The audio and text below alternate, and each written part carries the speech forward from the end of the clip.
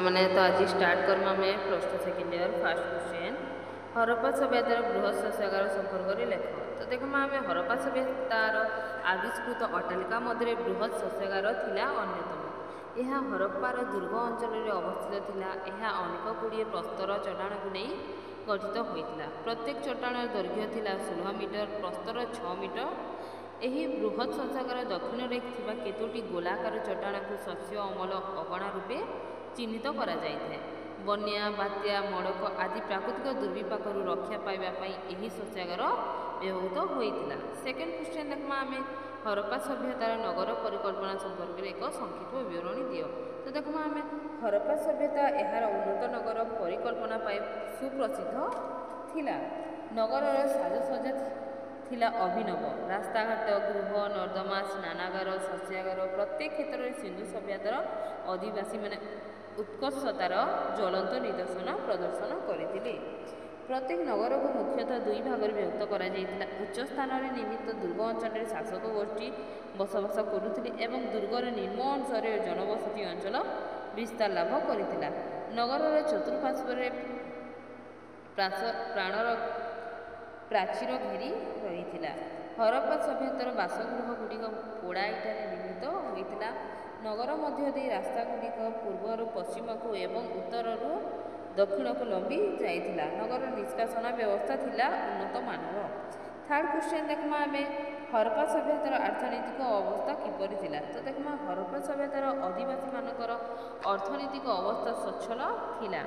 कृषि, पशुपालन, शिल्प एवं वाणिज्य व्यवसाय द्वारा से अर्थनीति को सुदृढ़ करते।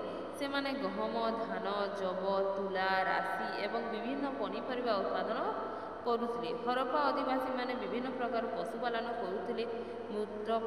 मृत पात्र निर्माण, बयनशिल्प, धातव वस्तु निर्माण, प्रस्तर, हाथीदांतर कार्य एवं अलंकार निर्माण से मुख्य शिल्प थिला। तो ये आम देखा फोर्थ क्वेश्चन आम जेटा हूँ हरप्पा आदिवासी मानकर धर्म विश्वास संपर्क में लेख। तो देखा हरप्पार आदिवासी जीवन में धर्म एक उल्लेखयोग्य भूमिका ग्रहण करथिला। से माने कृषि उपरे निर्भर करुथिबारु उत्पादन संबंधी देवादेवी को आराधना करुथिले। तेणु से माने सृष्टि उस्रा मातृशक्ति आराधना उपरे अधिक गुरुत्व देथिले। पशुपति व शिव थिले हरप्पा आदिवासी मानकर आराध्य देवता। से माने मध्य केते गुड़िए पशु को पूजा करुथिले। सिंधु सभ्यतार आदिवासी माने सूर्य उपासना करुथिबार जणा जाए। वृक्ष उपासना एवं जलपूजा थिला हरप्पा सभ्यतार अन्यतम वैशिष्ट्य। हरप्पार आदिवासी माने मृत्यु पर जीवन उपरे विश्वास करुथिले।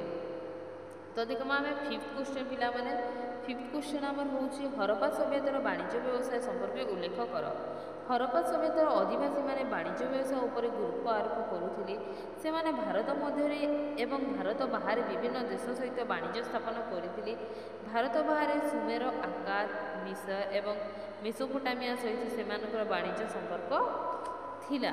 तो देखमा आम आखिर देन आमर अच्छे पॉइंट व्यवसाय वाणिज्य क्षेत्र में से माने माप ओजन व्यवहार करुथिले। एही सभ्यतार आदिवासी माने गहम, जब, विभिन्न शस्य एवं कार्पास वस्त्र आदि रप्तानी करुथिबारु बेले सुना, रूपा एवं मूल्यवान पत्थर माने आमदानी करुथिले।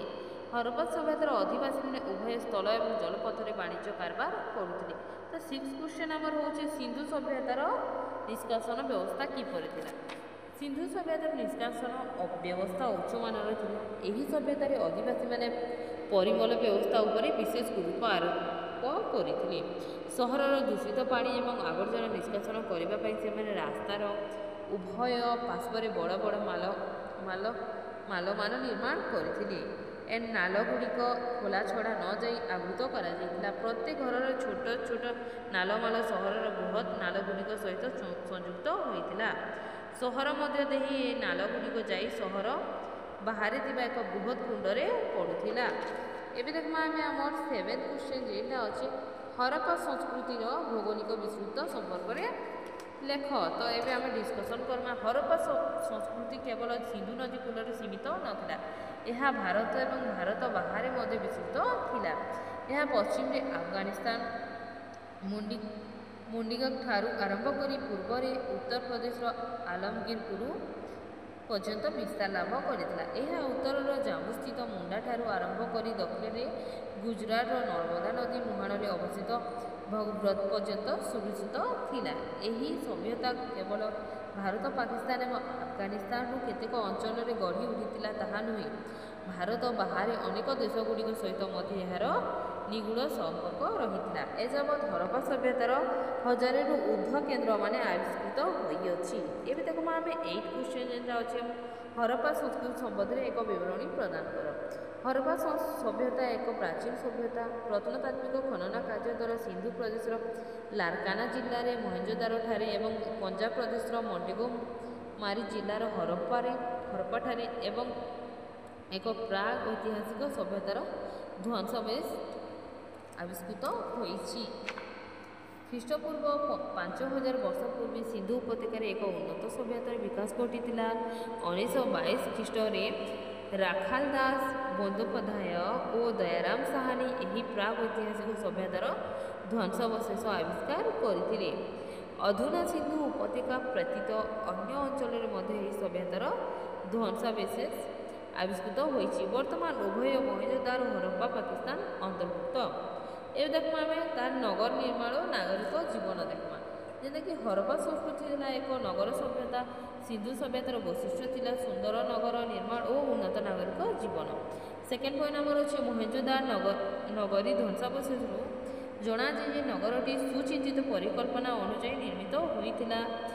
ଥାର୍ଡ଼ ଆମର ଅଛି ପଏଣ୍ଟ ବାସଗୃହ ଗୁଡ଼ିକ ସାଧାରଣ ଦୁଇ ଭାଗରେ ବିଭକ୍ତ କରାଯାଇଛି। ବାସଗୃହ ସର୍ବସାଧାରଣ ଅନୁଷ୍ଠାନ।